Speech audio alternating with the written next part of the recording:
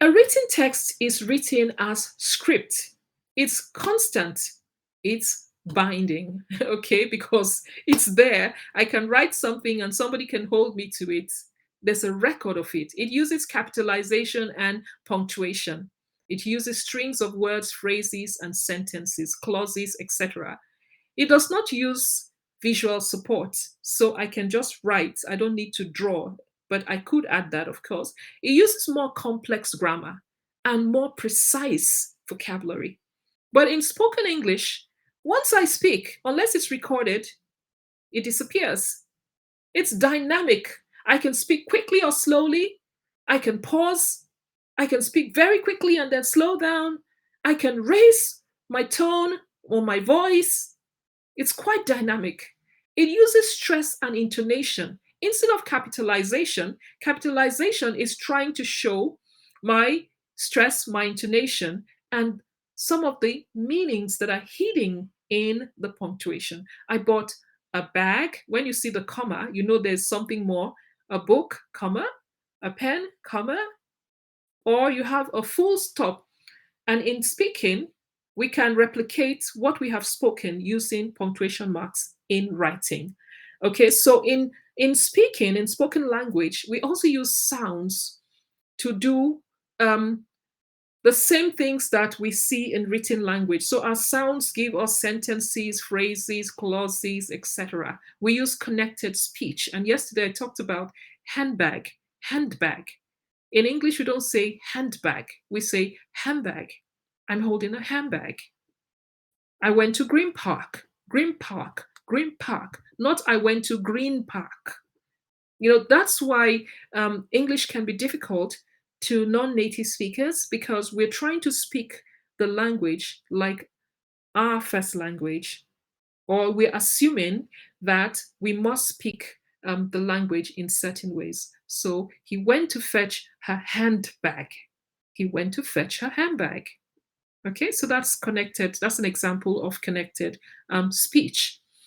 Now, in spoken language, we use gestures, facial expressions, so body language essentially, and we use more general vocabulary. Our language is simpler when we speak than when it is written. So these are examples. So if you're going to focus on spoken language, you know, you might be using forms that are simpler.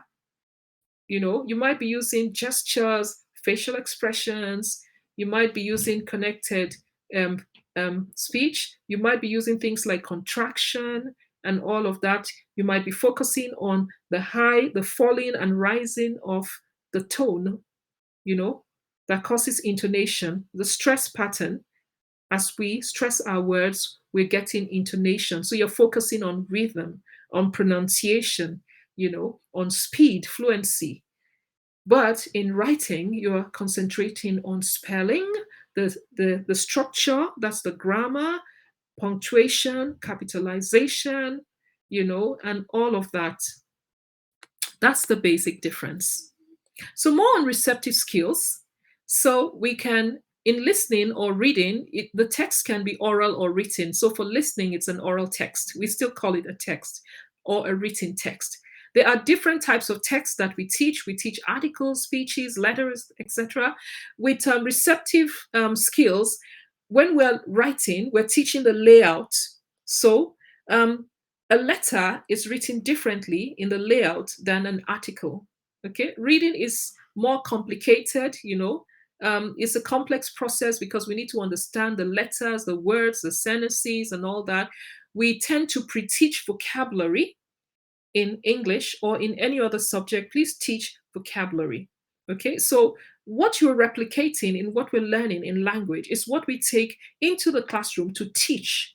We use language to teach. So the order of the text and the format or the layout of our text, you know, in a presentation on a blackboard or a whiteboard is important. It's important for us to also teach vocabulary of certain words so that our learners can understand. We can use graded readers. And while we use graded readers, that means somebody is reading at level 1, level 2, level 3. We use simpler text for beginners, and then we begin to advance. In teaching, the teacher grades their language. So when you're speaking to a 5-year-old, your language becomes simpler. And when you're speaking to a 10-year-old, becomes a little bit more complex. When you're teaching a student who is in senior secondary, you can be more complex in your language.